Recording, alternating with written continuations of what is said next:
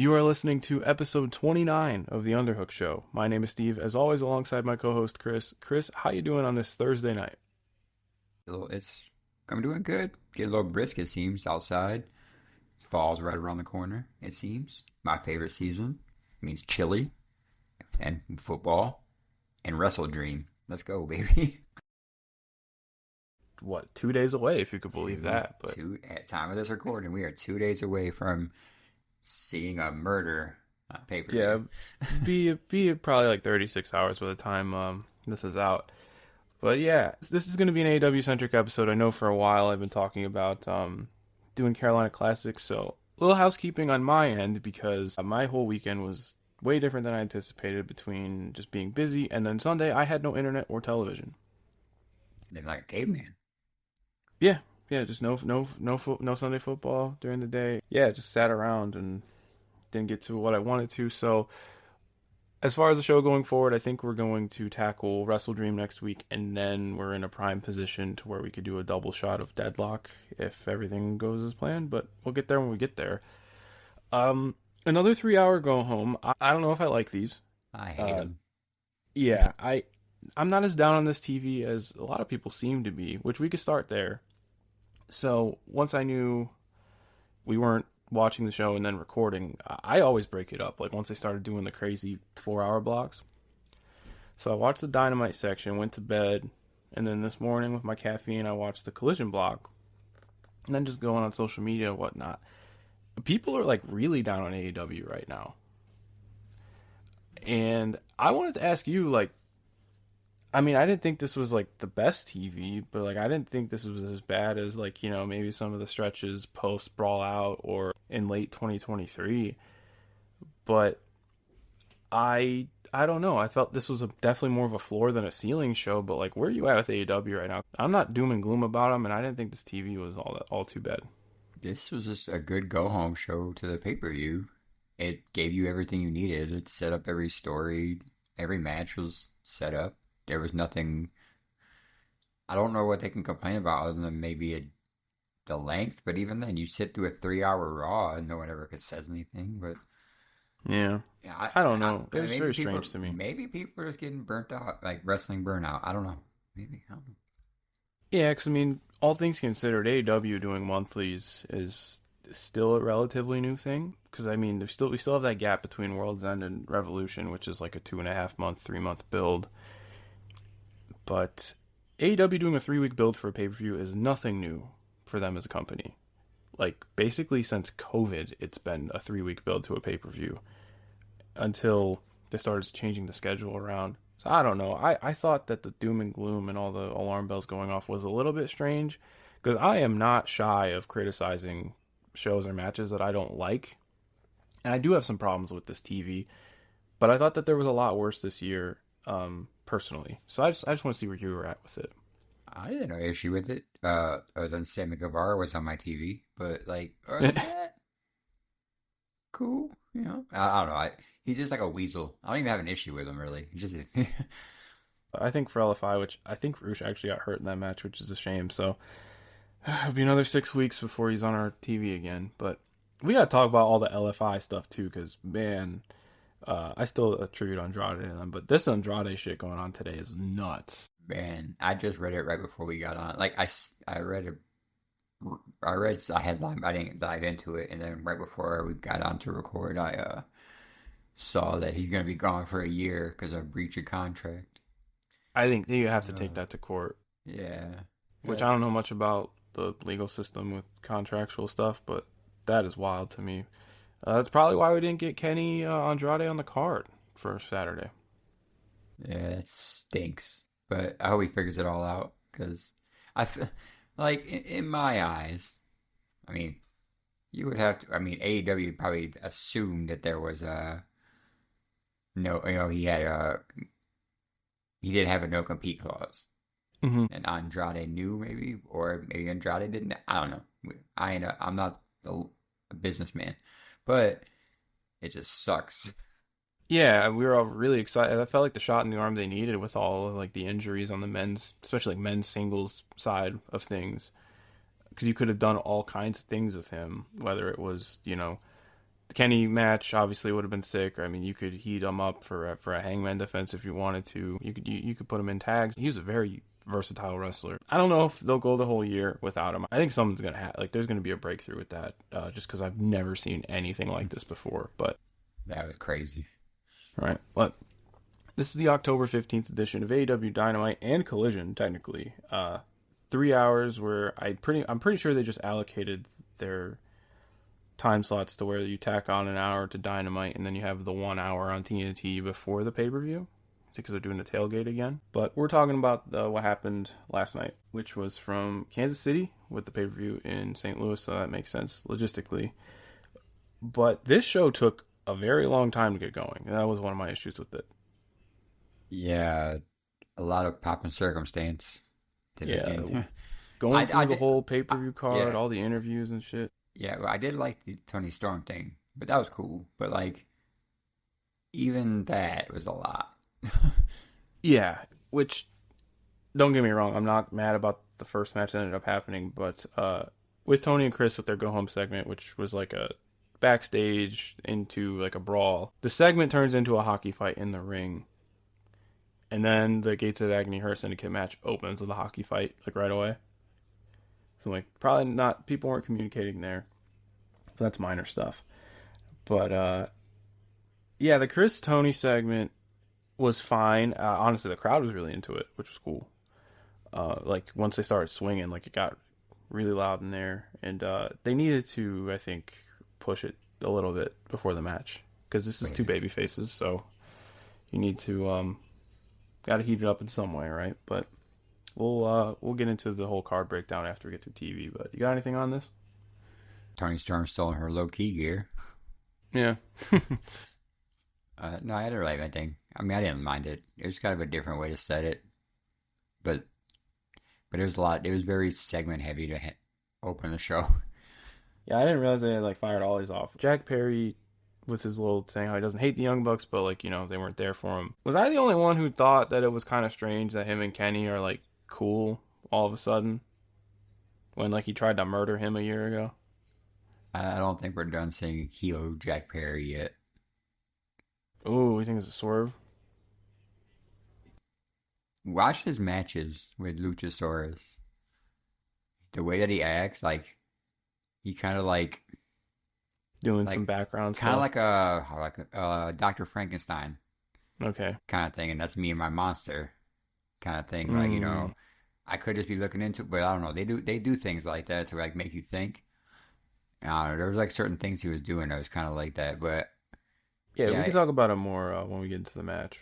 But yeah, it's a little weird that he tried to murder him and then put intestines on the. Yeah, and there's like they tried to murder him, and then now he's like trying to earn his trust. When Kenny's like, "You got to prove to me," but it's like, if I was Kenny, I would just stay clear, dude. Like he was beating your ass while you're on a stretcher, like not too long ago. But let's get into the wrestling tonight. They opened the show with something that, I mean, they keep booking this for us, so I ain't gonna complain. They know. Hey, they review this every week. Yeah. Yeah. Let's keep booking it. Maybe this is why I'm higher on this TV, because we got another Gates of Agony versus Hurt Syndicate tag, and it once again kicked ass. I know I said it opened with the hockey fight, how the first in-ring segment opened, but again, that's always like, I feel that's more of a booking thing than on the wrestlers. Yeah, this was a lot of fun. There was a lot of bullshit, but I think for a go home, that works because you're obviously building to this third match, which I said last week, I don't think they needed a third match. No. Or maybe it was the all-out match. But the placement and the stipulation, we'll get into later, I think this screams angle, and we can speculate. But I thought that the two run-ins were both really well done. Like Ricochet coming in with the spirit gun, and then MVP just whacking him with the cane. Oh God, I laughed so hard. No, when he kicked, he kicked one of them. I can't remember which one he kicked. Mm-hmm. And I don't know why he kicked him so hard. I was like, "Yo, he ride for his." But yeah, it's.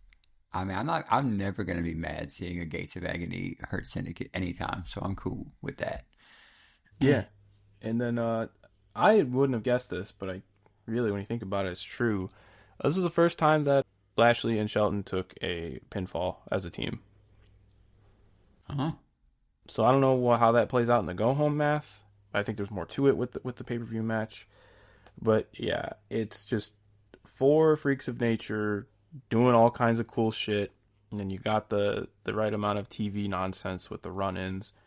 I thought for just like a supplementary, like preview tag, this served its purpose very well. Oh, absolutely. Good opener, too. Hot Yeah, opener. a lot of fun. All right, one of two go home segments for the I Quit match. First they showed. I love when they do this stuff outside of TV, like with the Darby jumping him at Comic-Con. Oh, yeah. They went full cinematic mode with the jail thing. What did you think about this? It was different for AEW. Very. I liked it. I loved it. I mean, it was different, and I had no complaints about it. It just furthers my anticipation for their match at WrestleDream. Or I'm not even going to call it a match. Their fight at WrestleDream. Mm-hmm.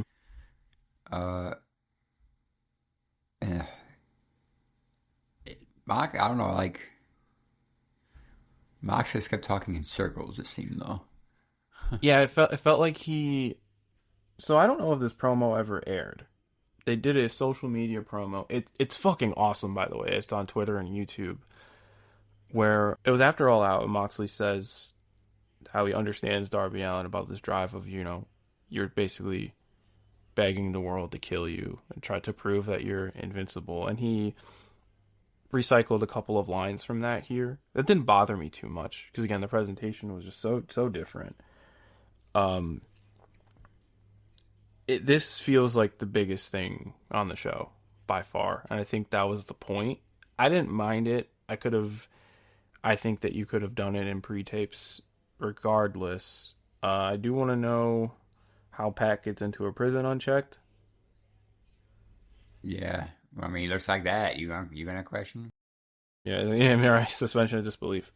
I ain't messing with Pac. No, sir. But the shot of the blood on the glass, really cool.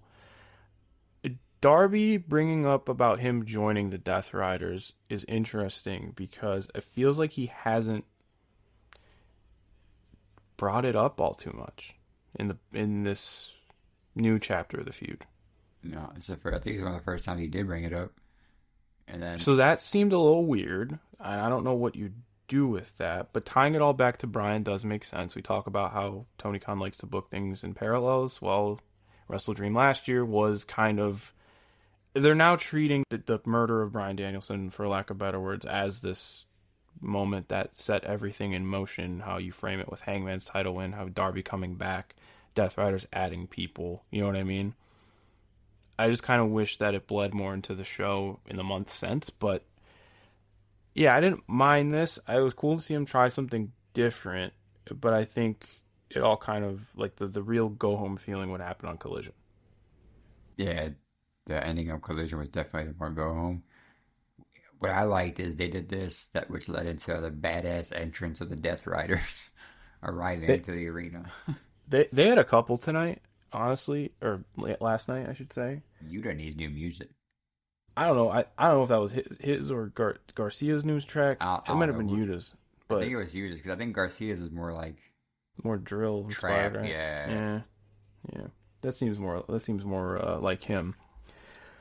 Next match, though, probably my match of the night, simply because, like, this is such foolproof, no nonsense pro wrestling. They just decided to book Claudio Castagnoli versus Roderick Strong on television. For the boys. Yeah. First time booking, I believe, a singles match between them in 15 years, if you can believe that. And lo and behold, that's what it was. It was just super solid, no nonsense, hard-nosed pro wrestling with Claudio using Rye's athleticism to his advantage with, like, the that sit cutoff where he, like, slid to the outside and then Claudio turned into, like, that half swing into the barricade. Yeah, that was I was literally about to bring that up. Baseball slide into swing into barricade. Yeah, and then I bring up Roddy's athleticism too because this was not the first time. What do they call it? This is a Swiss Death. Yeah, Pop uppercut. Pop up uppercut. I can't remember anybody like getting that much height on it. And like Roddy's not he's not the biggest dude, but he's definitely not he's not like Darby. Like Roddy's filled out, like he's built. There's someone that I remember took that, like, he launched them. I Mm-hmm. forgot who it was. It was in WWE, I think. But yeah, Roddy was a close second, though. But yeah, I don't think this was the best singles match these two could have at this stage, but for a TV match, I had a lot of fun with it. And this, yeah, I think if people are criticizing maybe like a lack of ideas right now, the good thing about AEW is if maybe they're not at their creative peak, you have just two of the most reliable wrestlers on the planet just ready to go like this. It's like, hey, we need to put on it. We need time to kill. Y'all, slot on out. Yeah. If you've noticed, All Out Go Home they did Moxley versus Roddy. WrestleDream Go Home they did Claudio versus Roddy. So Full Gear Go Home probably like I'm just at this rate. Which Death Rider is getting Roddy, you know? But I'm here for it. Pac next. Oh, I like the way you think. But you got anything else on this match? Uh, nah, I fucked. I think it was probably my match of the. Yeah, definitely. Looking at the card now, definitely my match of the night. These first two matches were definitely for the boys, and then I had fun with the multi-mans. yeah, the next match I actually had fun with because two of my dogs are in it, so it's cool. Yeah, and I actually have I have some things to say on it too. I skipped the birthday party segment because it was on socials before. I like though that they're using Takeshita winning the belt, which hey he did win, as a like Okada immediately just like not having it. It's so interesting to me that they're actually going with this just because of like I know technically it's a different lineage, but like what the IWGP and Okada mean, and now that Takeshita has it, like it's fascinating from like a interpromotional perspective, just because with how things transpired, I did not expect Okada to be like within 20 feet of that belt anytime soon. Yeah, it's a little. But we talked about it last week, and you said, I don't think they're gonna do that, but who knows now, right? Wrestling's weird. Wrestling's very weird. Did you notice that they edited the audio when they showed the highlights of Takeshita winning? Yeah, with like the crowd going nuts. It was like stock AEW crowd noise. Yeah, I was Not, and I'm like, that ain't no Ryogoku audio, bro. I said, oh, y'all don't, they don't do that. I said, that's some heavy editing there, brother. That was very strange, but I think, I mean, I get why. Yeah. We didn't talk about this last week, but I think before we get into the Don Callis, Jurassic Express, and Kenny tag, holy fuck, dude, I'd feel terrible for Kota Ibushi. My man can't catch a break. No, the 2020s have not been kind to him, despite like him actually like finally winning both belts, and then it was like, and then third G1 in a row, he breaks his wrist, and ever since then, it has just been a mess. So did he get hurt on Collision, or was he hurt before that? No, the fall from the turnbuckle, he broke his femur. Like he snapped his leg. I could tell something was up because that's when Mark Davis came out. I started punching a limp body. Yeah, so, think it's insane to think about because like, again, New Japan are pushing him to the moon. He signs the quote unquote lifetime contract. Then I want to say it was the 21 G1 breaks his wrist. Or was it 21 or 22? Breaks his wrist, is out for a long time. Out of New Japan, in and out of AEW. Goes into that Noah match with a broken ankle, breaks the other one. At the beginning of last year. Finally seems to have Kota Ibushi back, and his like sporadic TV appearances actually have been fun. And then now he's on the shelf for 2 years. Yeah, 1 year to heal, and then 1 year to get him back in shape. Moving on though, Don Callis family of Hechicero, Josh Alexander, and Dunkzilla Mark Davis, who came back against Jurassic Express and Kenny Omega. I had fun with this. I didn't really know what to expect. Uh, Kenny Hechicero minutes is inspired. That's like that's straight out of a spin the wheel. This is what I call a dream blunt rotation match. Dude, for real. I wanted to see how, because now this is a bit more of a substantial match for them, how Jurassic Express worked.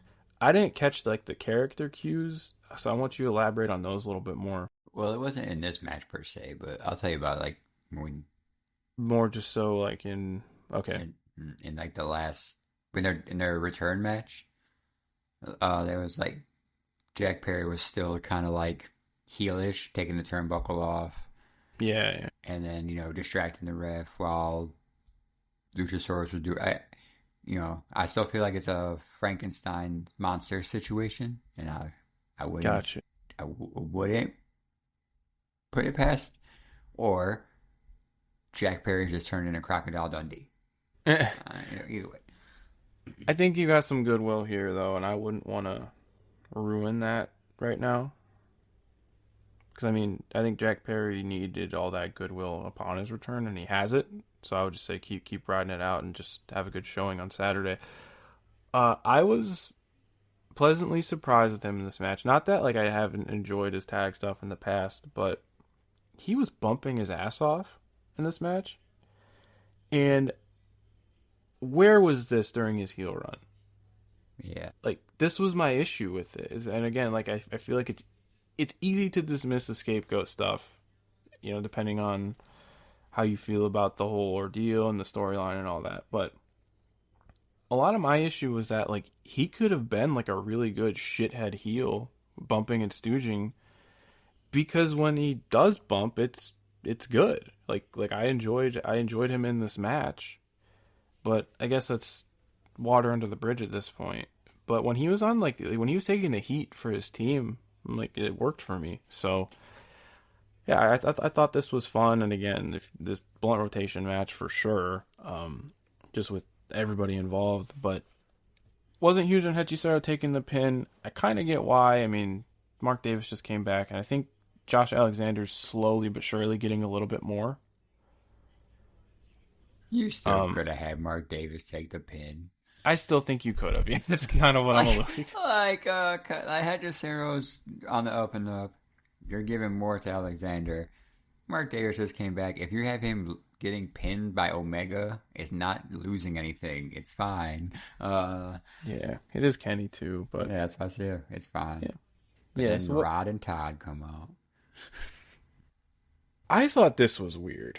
Yeah, it's Kenny being in the center of this and trying to almost like diffuse the conflict. And I'm like, hey, like all these guys had it out for you.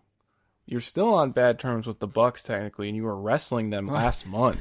And that's why I said last month you were wrestling these guys, and now you're not going to swing off of them. You just stopped. Okay. I don't know. I'm good on Elite lore for a while. I like Jurassic Express Young Bucks. I think that's fine.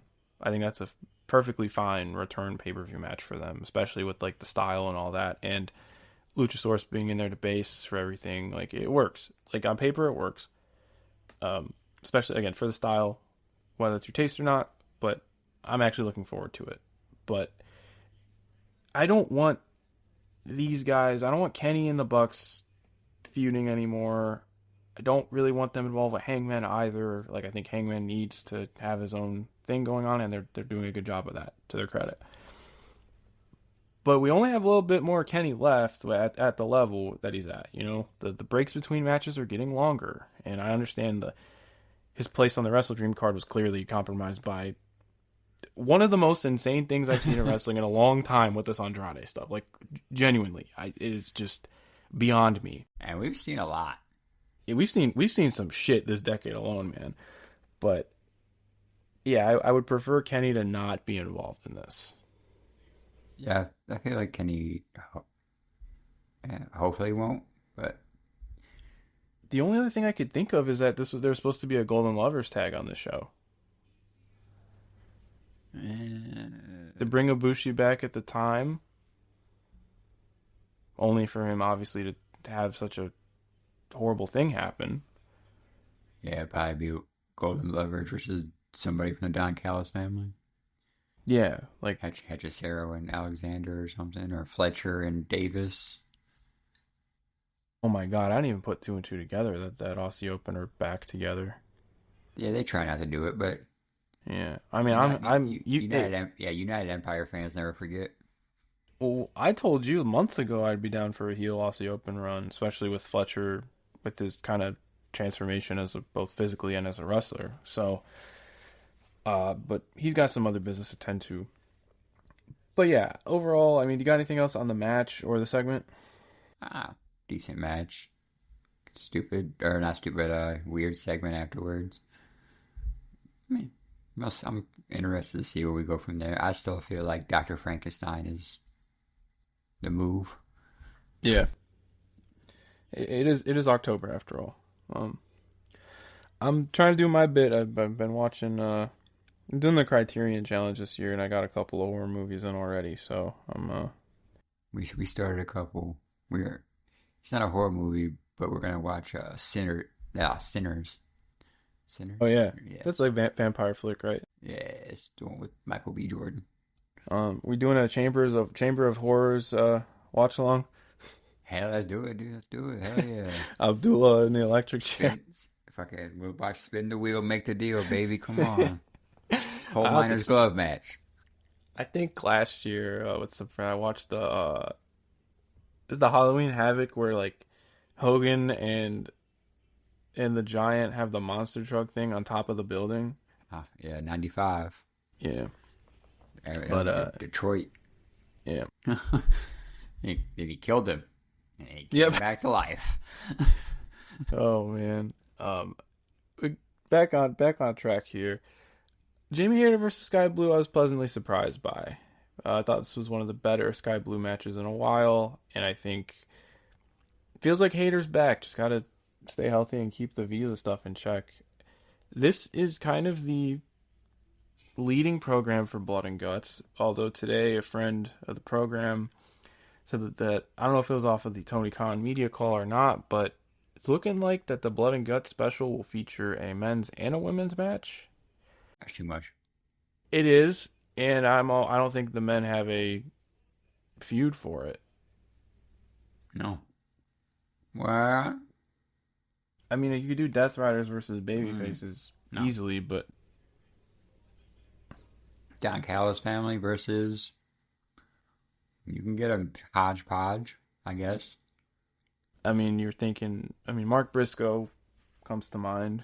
You have Briscoe, Omega, Jurassic. Oh no, Jurassic Express would be with the Bucks. Mm-hmm. But they could probably do something with that.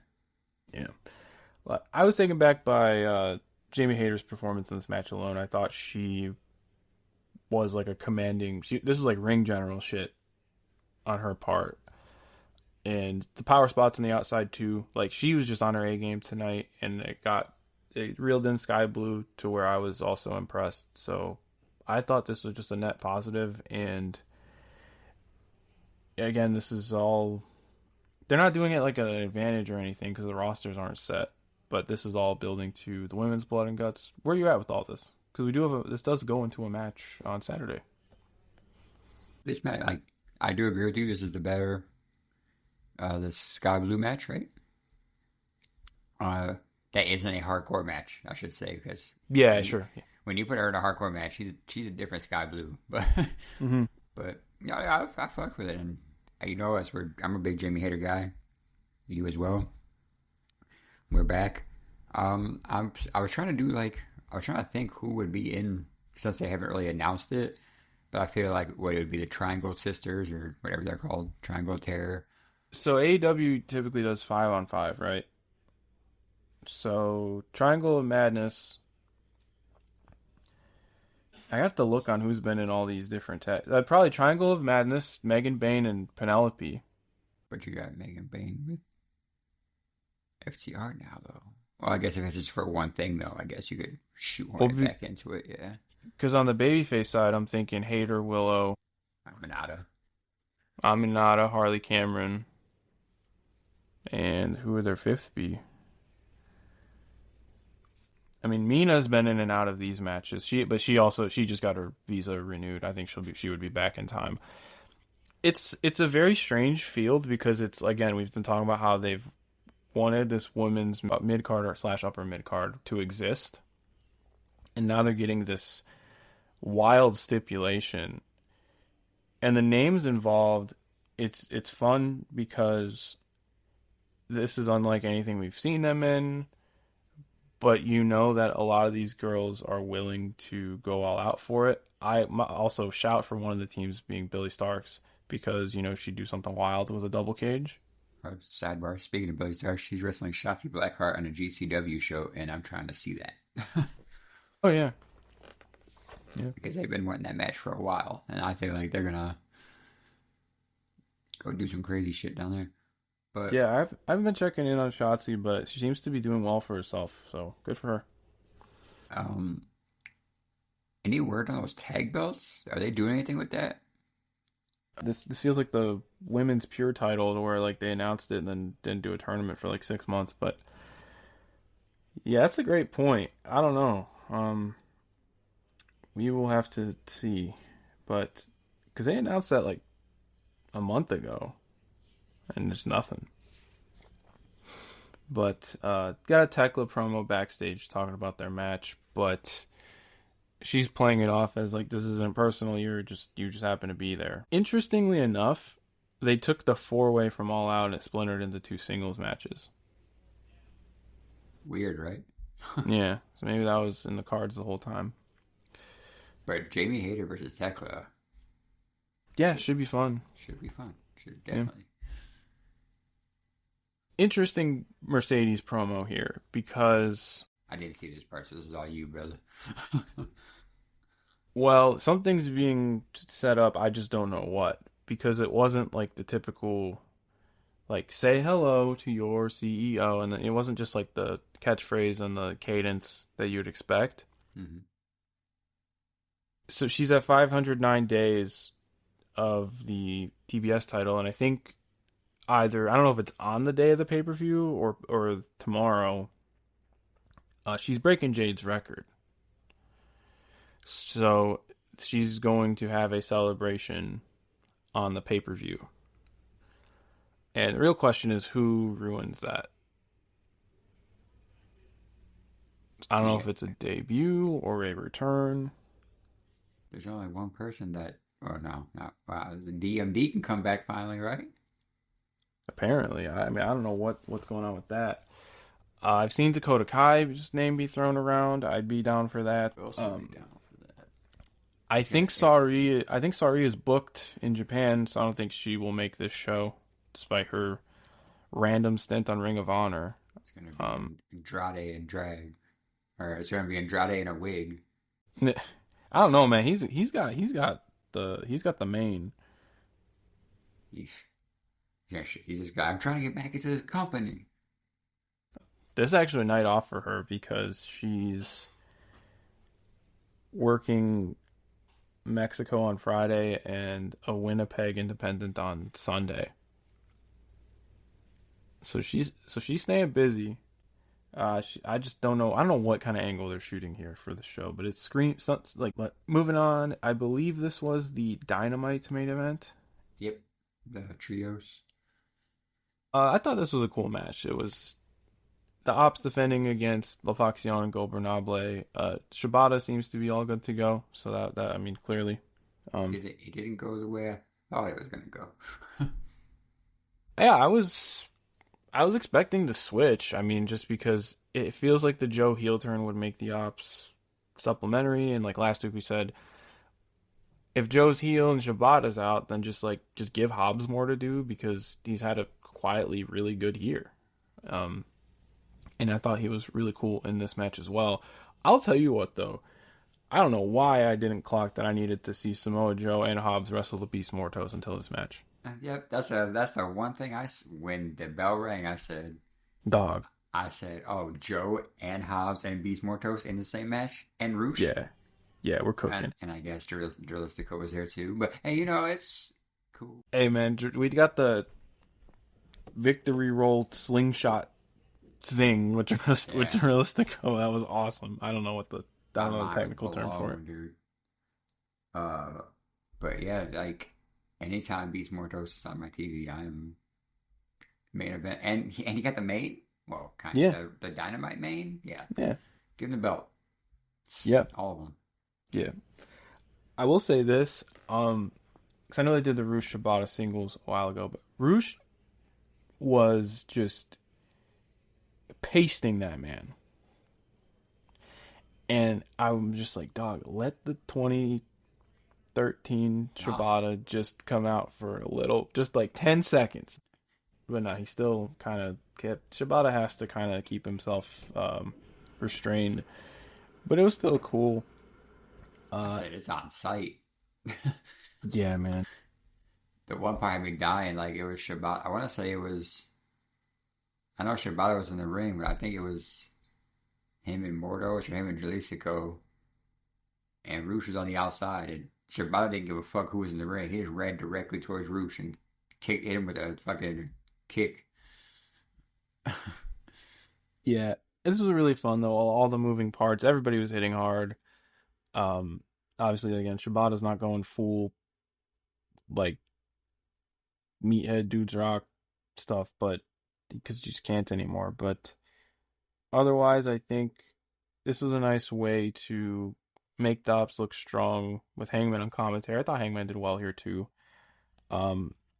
Roosh spitting on Hangman, I really thought that was going to lead to his next defense, but unfortunately, I don't know where, but I saw today it was reported that Roosh picked up an injury in this match because we can't have nice things in this life. Put people in a bubble. Yeah. Damn it. Hey, protect Beast Mortos at all costs. Hangman making the save. I mean, it was like a cool way to get there too, because it wasn't like him doing the honorable thing. It was just like, fuck these guys. I'm hopping in. You know. He said, "Have a great night, gentlemen. Put the belt." Yep. Time to get to business. Yeah, I think again, short term program, nothing wrong here with the build. Excited for this one. We'll get into it in a little bit, but man, Roosh, I don't know why Roosh has not just been wheeled out for like a TV world title defense because he's like the perfect guy for it. Yeah. But maybe one day. We could dream. They'll hear our podcast. Don't worry. Yeah. You want to just go right into the collision block? Let's rock and roll. So open with on paper a really cool tag. It was Garcia and Yuta, which I kind of love them as a team. Oh, I put that here in my notes too. I said low key banger of a team. Yeah, like the kind of perfect, just young shooters against conglomeration. Kyle O'Reilly, Orange Cassidy. Although this didn't get out of first gear because of the ending. Yeah, it was stuck in that same. I understand. Yeah, I couldn't really get into it. Other than I think what threw me off was that fucking theme music. I don't know whose it was, but it was annoying. Hey man, maybe we can get if enough people complain, maybe they'll switch it back like with Mina's music. I want them to give Johnny Garcia the Death Riders intro, but then I want to see shaking the hips. All right. We could probably license out a rap song that fits that middle ground. We got the visual submission, but ref was distracted. Typical kind of Death Riders shit show. But more importantly, Darby Allin arrived to the arena. Loved it. They never really stated when this conference. I don't remember hearing them say if when this confrontation happened. They never said like earlier today, week. They didn't say it. Yeah, so it was implied this was very recent because Darby was limping in, still bloodied. Cool visual though. Oh my goodness, did Claudio truck him though? Why did he hit him with the truck stick from Madden? Jesus. I out of frame too. Like he no clips into the frame Bro rendered into the frame. and just destroyed Darby after he just got his ass beat by Pac in the little holding cell. Like, dude, Jesus. It was awesome, man. And didn't stop there. They just didn't stop. Like, No, I was into the whole Death Rider onto the flag that supposedly he planted at Everest, but I think that worked again with the whole segments doing the same thing, where Statlander didn't take the free belt shot. You know, a Dynamite and Collision, you're essentially opening with get your free hit. You know, again, that's communication stuff, but what a visual to go out on heading into this match with Darby getting planted headfirst onto the AEW flag. And Moxley, no hesitation at all. Yeah. I'm trying to decipher because as how heated this feud has been from the since Darby came back. Moxley's always prefaced that it wasn't personal, but now it's starting to, and I think something like that, where I'm like, damn, like, oh man, all roads lead to Saturday, and we'll talk about it when we get to the card. But do you have anything else on this? I cannot wait for this match. I'm going to reiterate this over and over again. Then we get the more FTR Stokely and Megan Bayne. I think they're trying to get more out of Bane with the in-ring promos, and I think it's fine. Like, I don't really like I could take it or leave it. I don't think it's like not Mercedes level of you have to say everything like this. You know what I mean? But it definitely sounds like wrestling promo. You know? Yeah. When he calls him Billy Ray Cyrus for the autoimmune disorder, though. Stokely's just, man, he's the best. Hey, listen. I'll tune into Collision every week if they can promise me that I get one Stokely promo. Like, I would also argue, like, hey, I understand Megan Bane's clearly a project to where I think they have big plans for her, but it's just they're still working things out, which is natural. She's young and has loads of potential, and just she hasn't been on TV until this year. You know what I mean? yeah. Despite how much, like, despite all the Stardom tours and all the GCW stuff, this is just completely different. But my argument is like, you have Stokely there. Like, just, even FTR can cut promos, but just have Stokely do it. Like, he's that good. Yeah. Just Stokely be a mouthpiece for it. Like, I want to see more, like you said. I want to see more of Megan Bayne, more of what she could. But if she's not good on the mic, put her with Stoke, who is good on the mic. But you also have Penelope's. I don't know how Penelope is on the mic. Never mind. I think she's okay from what I can remember. Nothing blow away, but not terrible. I believe everybody here has matches on the tailgate show. The one thing though, I kind of feel about FTR and Jet Speed how I feel about Hurt Syndicate and the Demand, to where these kind of feel out of order. Where I feel like the mixed tag could have been the blow off. Instead, now everybody's on the pre-show. You know what I mean? Yeah, it makes more sense. So I don't really know what's going on with that, but I ain't gonna complain about another FTR Jet Speed tag. Jet Speed that. It reminds me of who they face. NXT guys. The American Alpha. Alpha Academy? That one. No, they were American Alpha at the time, yeah. Yeah, right. Dude. And that was like their big like moment. You know, I feel like they could do that for Jet Speed here too. Yeah, I honestly would have thought that would have just been on the main card, all things considered. But nonetheless, excited for it. They got an hour of TV time to play with, and I don't think any of the other matches will go too long. So you can give them a little bit. There's one match that's gonna go long. Yeah, we'll I'll have to pull all that up because I don't know the exact lineup. Oh, But I don't know any other match on that on the 0 hour or whatever it's called now, tailgate. yeah, yeah. But there's one I know. He brings the boom.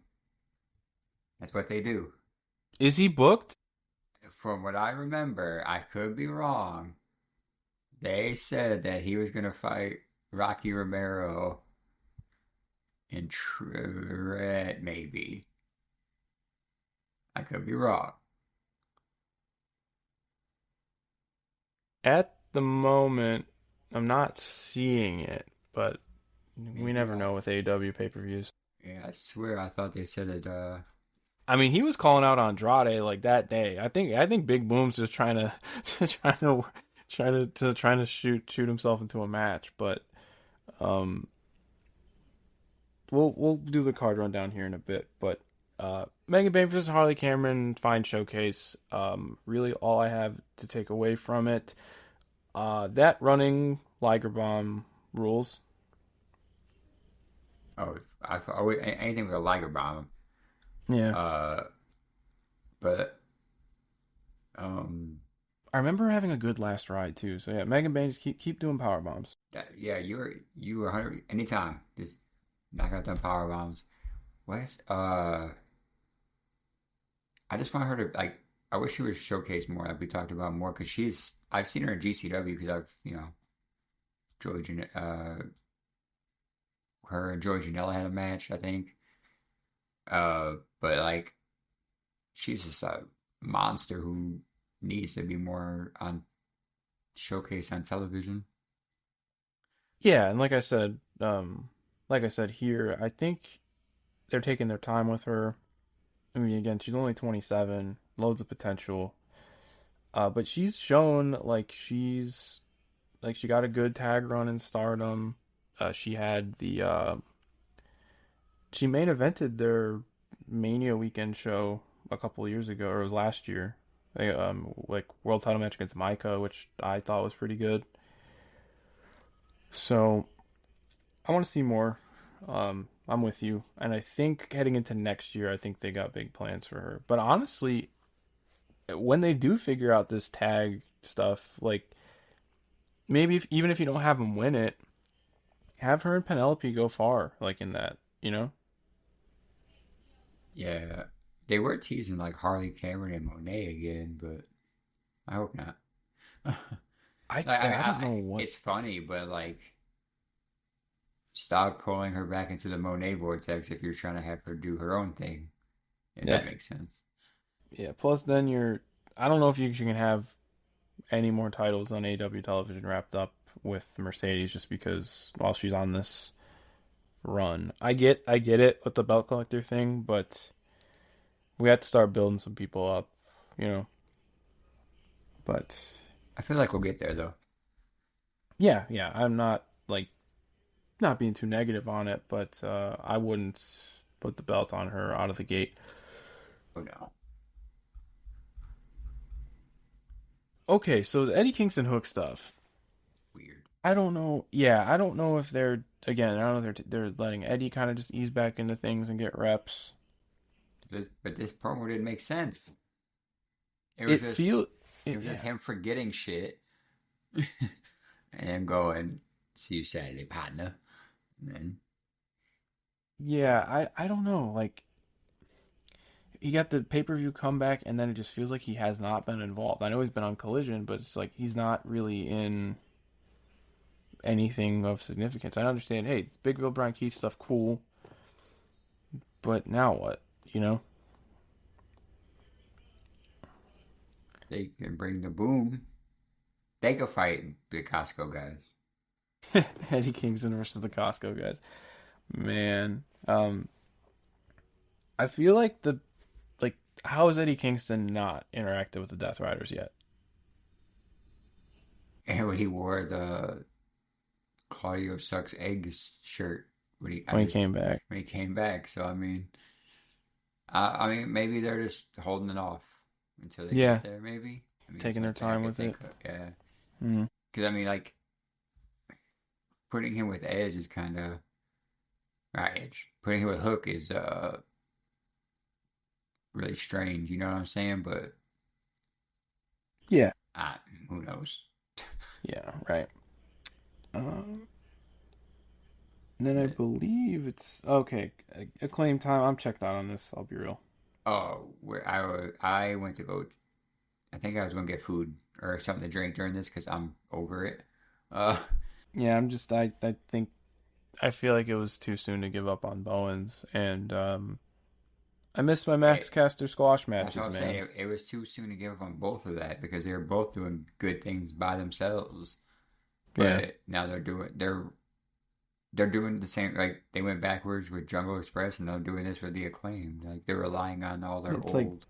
we went from the Acclaim to now we're reacclimated, dude. Yeah, I don't know, whatever. But I don't know if even that's the same word. But main event time: Brodito and Mark Briscoe versus Kyle Fletcher, but Lance Archer and Rocky Romero back into the fray, and uh, Bandito with an injured shoulder still doing just ridiculous shit as expected. I'm just or happy to see or a Lance Archer farmer, back. or a farmer. But I'm cool. Lance Archer. Lance Archer. Was the last time Archer wrestled? Do you know? Been a minute. Yeah, I don't know. I think it's been since the maybe the Mark Briscoe match in Philadelphia, which that was about a month ago. It was before All Out, yeah. So maybe like late August, early July, or late August, early September, excuse me. Uh, Fun to see all them again.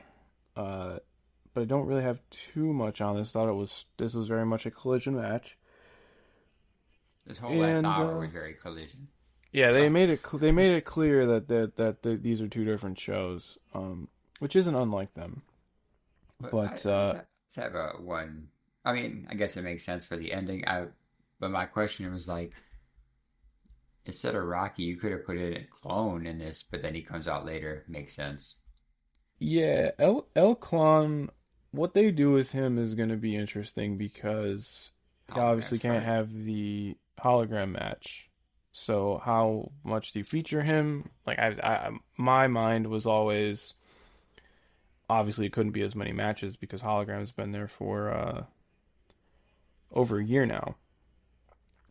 But I think in my mind, and Steve getting the pencil out, you have him go on a winning streak, and when hologram's good to go, it's you do lucha de apuesta, streak versus streak, and mask versus mask, and that's how that ends with hologram beating Arez, and now we have Arez just in AEW, which again sick as hell. On the other side of that, El Clon comes out and just does spooky shit with the lights, and then and then they all just stand there, don't know what to do. Yeah. Okada picking up both tag belts is funny. Like I think just him being so gotten to over Takeshita, like running his old stopping ground right now is really funny. Takeshita's doing DDT tour dates, and he's bringing the belt with him. Hell yeah! So he's going home. He's bringing the belt home, like for real. So that'll be interesting to see. Uh, Speaking of, he's defending against Goto next month, which the November show is like the last big show before Wrestle Kingdom because then they just do Tag League. So we will know. I'm pretty sure we'll know the Wrestle Kingdom main event. I hope we know Tanahashi's last match too by that point. But yeah, that was Dynamite slash Collision. Again, I didn't think this was terrible. If you said it's a little uninspired, I wouldn't disagree. I think it was a little unbalanced between the segments and the matches because I feel like we opened with so much talking and then it was just boom, boom, boom, boom, boom. I'm not mad when there's wrestling on the wrestling show. That's why I watch it. Oh yeah, same. That's So yeah, so wrestling and the entertainment. That's why I'm here, baby. yeah, we ain't here for no none of that other bullshit. But yeah, I thought this was fine. I think maybe why I'm a bit more like I'm not as so dreary over all this is because I think the two matches that I am the most excited for come Saturday have been built pretty well for what the circumstances are. Obviously, the I Quit match, but I think Joe Hangman has been, for a short term world title match, I think they did all they had to do. So, I, that's what I'm saying. I don't understand why people complain about it, but I mean, you can't make everyone happy. sure, I just think like a lot of big outlets are like claiming that the sky's falling, and I'm just like, I don't see it. I just don't see it, but fair enough. But we can get into On the other side of that spectrum, a lot of those people also chill for the other company way too hard to yeah, be biased towards anything else. sure, I got you. But let me see here. Why can't I get this upcoming event? I'll just pull up the card here. I'll cut this all out and post. Absolutely. I wish On Cage Match, they don't have both, but I have the tailgate lineup pulled up. Me too. Yep, I got that, and I got WrestleDream. Okay, cool. Is there a separate listing for the tailgate on Cage Match? Like the card? Yeah. Oh, I see. It's under Collision. That's why. Yeah, it's hard to find. It's like right under WrestleDream. All right. Well, we could start with the tailgate here. By the way, this is AW WrestleDream coming from the Chaffetz Arena, St. Louis, Missouri. This is where Dynasty was last year. So for the pre-show, which will be on TV, first match listed: Harley Cameron and Will Nightingale against Top Gods. This, I think, plays into. I think they'll get tied into Blood and Guts to a degree. Yeah, you'll probably see that. Yeah. But they should have just made this an 8-person tag match. yeah, I don't think Sky Blue and Julia Hart are doing anything. Maybe they'll run in here because I believe Blood and Guts is like the next big stop. Like it's in between this show and Full Gear. Also, sidebar, naming Megan Bain and Penelope Ford Top Gods is crazy work. Yeah. Yeah. I'm immature. This still works though with the outside of the innuendo, the Greek, the pantheon imagery, the Mount Olympus stuff. So it's a solid name though. I'll fucking give it that. Yeah, especially if they're still associated with Stoke, and FTR. But I mean, I would assume Megan and Bain and Penelope Ford win this. Yeah, I feel like they're taking the W. I think heels typically have momentum going into Blood and Guts, so yeah, or War Games, or however you want to, historically, however you want to split it. But we'll go with that. Yeah, Blood Games. Next, again, I'm genuinely shocked this isn't on the main card, but FTR versus Jet Speed, and I just don't know why. Like this just seems like that they could have a pay-per-view match here. Like you go back to the takeover stuff, and I'm like, yeah, that's kind of where I think this slots. Like you could do this like second on the card, and it'd be perfectly fine. Yeah, I don't see why not. 1, 2, 3, 4, 5, 6, 7, 8. You have 8 matches on the pay-per-view, which is slim for an AEW show. That's what I said. You could have slipped this in there for a quick little, maybe like 10 to 15 minute banger. It's fine. I'm picking Jet Speed winning this match before you even look up Jet Speed taking his W. That's my prediction because go with the underdogs. Mm-hmm. FTR won the first match at Aragon, so I'm going with Jet Speed as well. I think you tie it up, and then you have the tiebreaker, whether it's 2 out of 3 falls or just a higher profile match. But I think I think this is laying more groundwork on the pre-show, so I'm with you, Jet Speed. Eddie Kingston and Hook in action, which means enhancement talent. Unfortunately, I think one of the workhorsemen are injured again. God damn it! Yeah. Again, we can't have nice things, because otherwise I'm like, yo, that would be awesome. And when they got squashed by Joe and Hobbs in the All Out pre-show, it was it was a really fun squash match. I think they could do whatever you ask of them. But I don't know who they bring in for this, but I guess it's just a way to keep this tag run going. But again, I don't really know what to think of it. So Gonna be Premier Athletes. yeah, There's their name. Can't yeah. think of that. And then the tailgate match, which I'm assuming just means no rules. This should be a blast though. It's the Death Riders against Conglomeration. Conglomeration lineup being Roddy and Kyle, Orange Cassidy and Ishii. I just think if you look at the names here, Claudio and Pac in this environment can do all kind of wacky stuff. Orange Cassidy's game for whatever, and then just Roddy and Ishii kind of bring those brawling elements to it. So this should just be fun, like harmless fun. I'm gonna catch this after because I don't think I'm gonna be home in time from work. But I'm gonna tune into that 8-man for sure. Oh yeah, I'm still sticking to my own personal rules of we're watching pre-shows after the fact. Yeah, all in like seriously burned my ass like with the 8 hour broadcast. So I am not doing that again. Imagine doing that, but in a hospital. Because Yeah, that was I hey was, man, I was on a laptop holding my baby like, huh. for the All love of right. the game, for the love of the game. So I'm here. I'm locked in. But yeah, I think babyfaces go over. Although quite honestly, Death Rider still might win. But I don't know. I mean, I don't think there's any harm in Yuta taking a pin here. Uh, Looking at that, yeah. I mean, it's either him or Ishii. Right, I mean, right, yeah. I think I don't think it really matters though as far as the outcome. Uh, should be a blast though. yeah, that has us written all over it. Yep. Now into the WrestleDream card proper, kicking things off with I believe it's the first time in a couple of years there's just a straight up women's singles match on the pay per view. This being Jamie Hayter versus Tekla. International flavor here, both of them from Europe, and both of them ex Stardom roster members as well.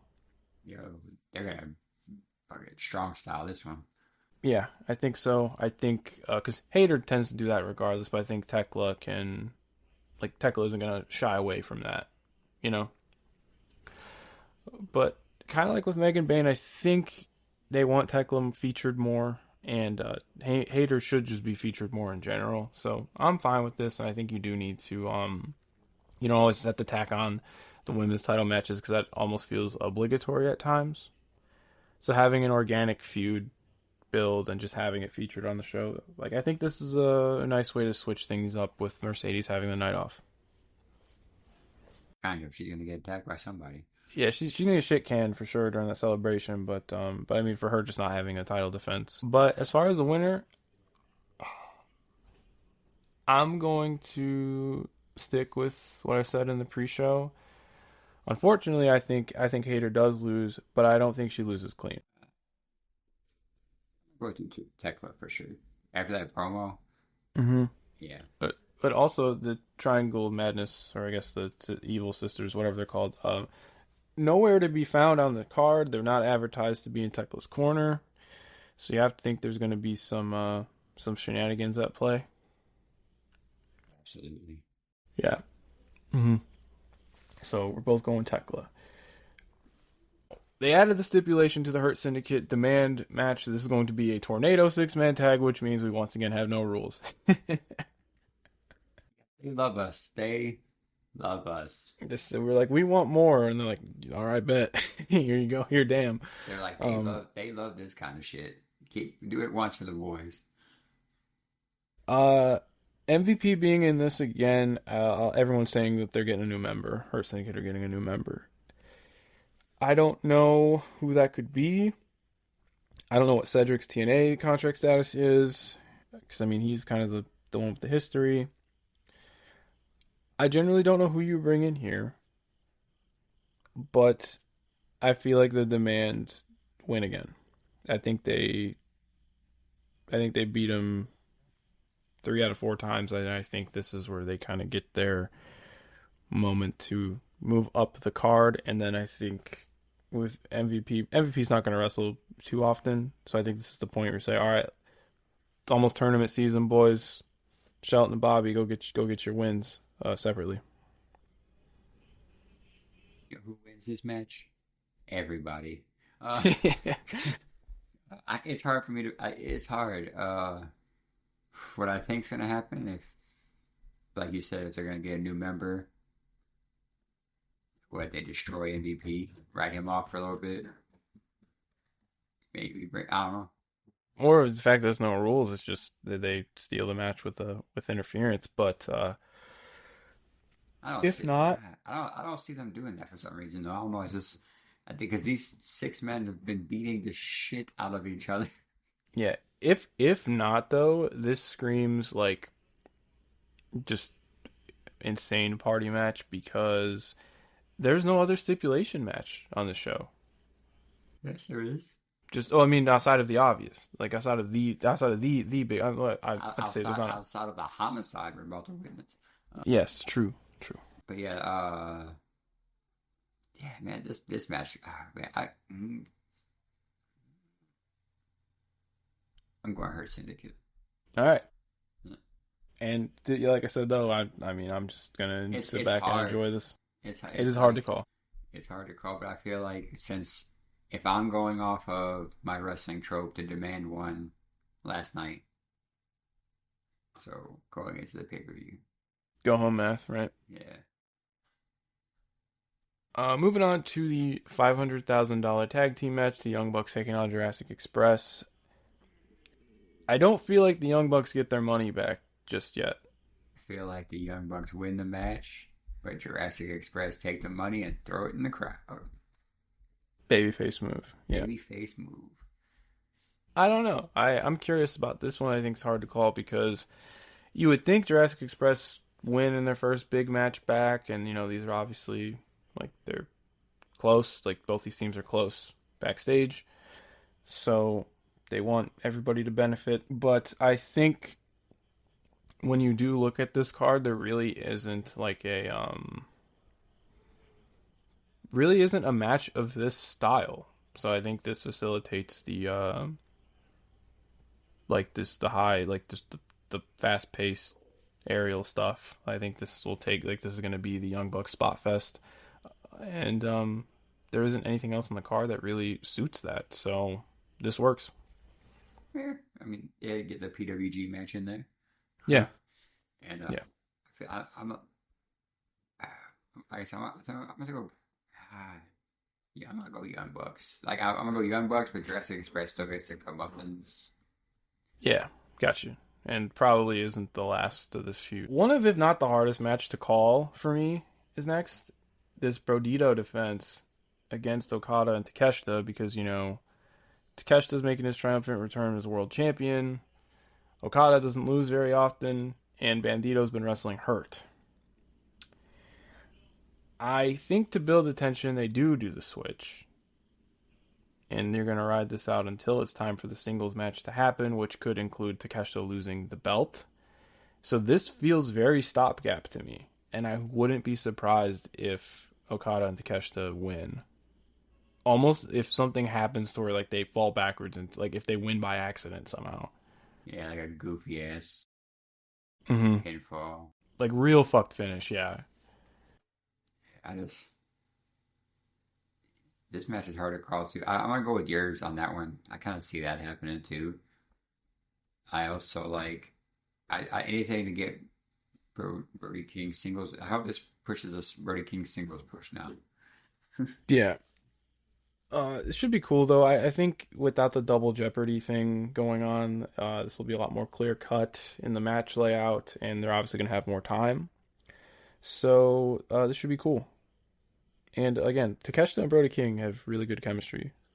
So I'm looking forward to this one. Brody King guy over here.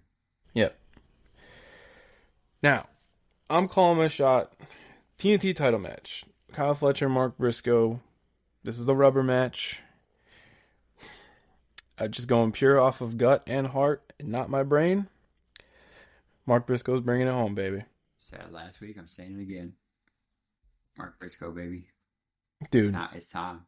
it's time. Belt up our guy. He's busted his ass off all year. I don't care if he holds it for a month. This, if anybody deserves a thank you reign in AEW right now, it's Mark Briscoe. You gave it to Dustin. Yep. You could do it for Mark.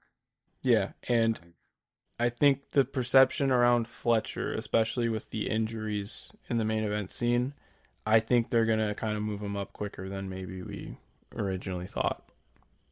I think you could do that here. I don't think Briscoe winning hurts him at all. So, what is there more to say about this pairing, though, man? Like, their chemistry is spectacular. I think Briscoe is able to get the best parts out of Fletcher from between, like, heel heat and just, like, the real high impact, like, super explosive, violent shit. This is just a very good pairing. I've seen people compare it to Mick Foley and Randy Orton. I think it's a little different than that. I just think because of what Mark Briscoe can do. Honestly, it is. But I get the analogy of Briscoe getting that dog out of Fletcher and moving him to that main event spot. And I'm really excited for this match. I don't think there's enough buzz around it. I think just because they've kind of done these preview tags and just run-ins.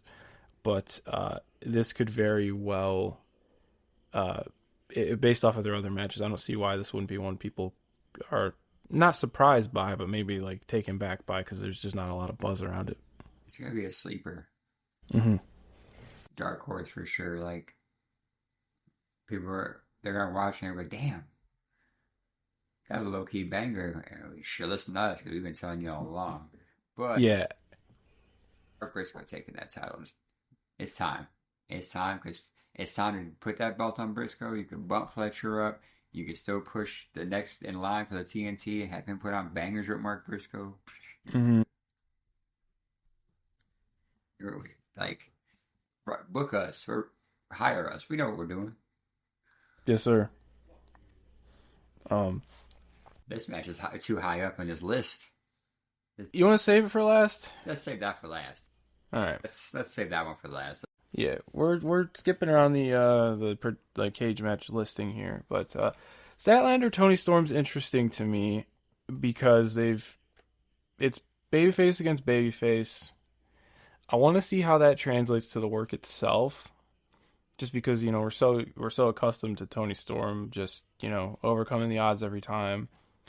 Stat can work heel. I think it's way too soon for that though. Like they just kind of switched her back, and now she's doing this whole kind of like she's taking all the different parts of her different gimmicks, and it's kind of just it's like the complete version. It's like that common ground between she's bringing back a lot of the alien stuff, but then it's also a lot of the more than a woman stuff shining through as well.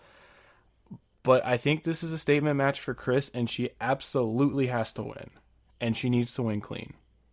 She's gonna win. This is gonna be This is gonna be another sleeper match. In honesty. I think so too, because I think Tony Storm understands the assignment. Like this Statlander run needs to work, and they need a good showing. Like if what they did last night with the how hot the crowd was. Mm-hmm. Yeah, do that. They know what they're doing. It can't be a long match though. Yeah, consider this though. I would give them some time, simply for the fact that they did not get a lot of time at All Out with the 4-way. And this is the only women's title match. While I appreciate there being a singles match, don't necessarily know if Hayter Tekla needs to be very long. So if you do want to just kind of give us a taste of what the Statlander world title run is going to look like, I think you can give them 15 minutes. 18 minutes, I would go 15. Yeah. Just because the next two matches are probably going to go. Well, I hope one of them doesn't go as long as. We can lead off with that because we're both saying in our predictions we're going with Stat. I mean Stat needs to have a not dominant win, but a clean one. Like it needs to be convincing. I would say that's the goal here. I think Tony is going to do everything in her power to make Stat look like $1 million, and Stat's already one of the best wrestlers in their division. So I think this is another sleeper hit. I agree. Speaking of match length, though, I appreciate what they've given Hangman. The Joe match does not need to go a half hour. No, 15 minutes tops. Just, yeah, like, I hope Joe, as the veteran presence, voice of reason, somebody who, has that pull, can just, be like, yo, we ain't doing all that. This match don't got to go 40 minutes, don't got to go 30 minutes, don't even have to go 20. Um, but I am very excited for it. I think this is kind of just like, this is so perfect for Joe. Quick build. Joe doesn't need much to heat up the match. They come out quick. They come out swinging. And I want Joe to really twist the knife and like put the heat on Hangman, just because the Fletcher match, I said this either last week or the week before, it pushed Hangman to the limit, but it never felt like he was in trouble. I want to see some babyface and peril shit here. Yeah, same. But that's just my fear. Like I don't, like you say, we have all in PTSD, and these last well, the main event in our eyes is how much time do you think that gets? Given that there's no rules, I think they can get away with it being long. Uh, I think so. Let's talk about it. We're both going Hangman beats Joe, obviously. Absolutely. If Joe were to win for some reason, I would be mad. But I mean, we're not. This is clearly a middle of the road defense. This is like a Hangman redemption. Yeah. Yes. Tour because of his first run not being the best, and like Joe said, you're not a champion because you hold that belt, he's calling him paper champion, but that's all this needs to be, and I think it will be good. I just don't want him to do too much. But main event in our heart and minds, I really do think, because again, I'll reiterate what I've said on the show a bunch. I've been saying all these times, Hangman needs to go last. Hangman needs to go last. What they've done with the Moxley Darby match, though, I just simply don't think anything could follow it if it lives up to what's promised. They have to murder someone. I think you can go long here simply for the fact of no rules means bullshit. You're going to get run-ins. I wouldn't be surprised if Danielson isn't involved in some degree, because this is kind of the 1 year of the big angle. I believe that was this week on the 12th. And the finish here is everything. I don't know how either of these guys actually quit. And I've seen some things thrown around online. Again, I apologize for not remembering handles and stuff. Danielson throwing in the towel for Darby wouldn't surprise me. Or Moxley assaulting Danielson to get Darby to quit. Danielson, who's being presented as he can't take bumps anymore. You know what I mean? Do I love it as a blow off to the feud? No, but I still think that maintains Moxley as like the biggest heel in the company. But what I got from All Out was that Moxley didn't beat Darby Allin convincingly. Like, it feels like Jon Moxley literally cannot kill him. And when Moxley's shown that even as bad as he is, he can be vulnerable when the time calls for it. Look at the Hangman match, right? When he tapped out. So I could see Jon Moxley outright quitting, but how you get there has to be something just that we haven't seen in a wrestling match, and I just don't know what that is. Grenade launcher. I mean, I don't know. What else does somebody pull a gun? Like, can you do that? Yeah, I don't know what else we're gonna like. I don't know if I would like that though. Like, it has to be like. This is why this match is so fascinating to me, because it really feels like nothing is out of the realm of possibility. Like, I don't. You're gonna like. I feel like there's gonna be fire involved for sure. Because in There's AEW alone, we've gotten gasoline, syringes, cinder block, glass, cinder blocks, trampoline, fire. barbed wire. They've done a yeah. They've done a fire spot before. Uh, with Edge and Christian of all people. Or Nick Wayne took it. It might just be fire, and I'd be cool with that. I just think with the tasers and the Molotov cocktails and all that, it's like, Somebody has to die. Like that's just like yeah. I'm fascinated. I'm enamored. I'm a little bit fearful. Like, there's just that. I don't think there's been a match like this in quite some time to where it's just, we know that they have great chemistry. We know that they're both deranged and will do anything to make the match what it needs to be. But also, I'm like, what is the line to toe here? What is pushing it to where we're out of the realm of pro wrestling? Because you don't want it to be goofy either. oh yeah, it's gonna be realistic, whatever it is. Like Yeah. you said, now I got that in my process. My thought process is the Death Riders jump Danielson and beat the shit out of him until Darby says like, wait, Hmm. that kind of leads more so like the realm of possibility. Yeah. Or if Danielson threw in the towel for Darby, they still haven't had a match. Yeah, So I feel like Danielson might get involved because he's been oddly removed from everything. You know, like he left for the coffin match.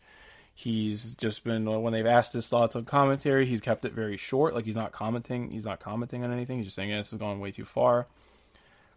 But it's very interesting to me because Darby keeps bringing up Danielson in the promos. that was my They had thing. they had their little exchange backstage before All Out, and I let the intro to the Road to WrestleDream play, and that show, like that special with just the hype packages, it starts with the Danielson loss and frames it as what set in everything in motion. Like I said a couple minutes ago, I feel like Danielson is here somewhere. I just don't know where. But again, that's just like an element that hasn't been in their previous matches with Mox and Darby. So yeah, I this is the most fascinating match to me. It's the match I'm most excited for. I think the ceiling is match of the year contender, and they've already had one. So it's like, how do you top the coffin match? Like, there's so much riding on this for me. Not that I'm like scared, but I'm just like, yo, like let's go. Like I'm game for this. I'm so excited for this. I know you are too, my friend. So we gotta call it. Who's quitting? I'm going Darby. Uh, I'm going Darby by the way of Danielson involvement, you think? yeah. I could Now, see now, it. now that you put that in my head, I was like, that's gonna be because Yeah. I had no other way. I had no but nothing else. I just know that I feel like Moxie's winning this match for some reason. I think eventually Darby's going to have to win. And I think there's no more conclusive way than John Moxley quitting. I even think more so than submitting. I saw what I saw in the coffin match, and I did not see a convincing win for Moxley.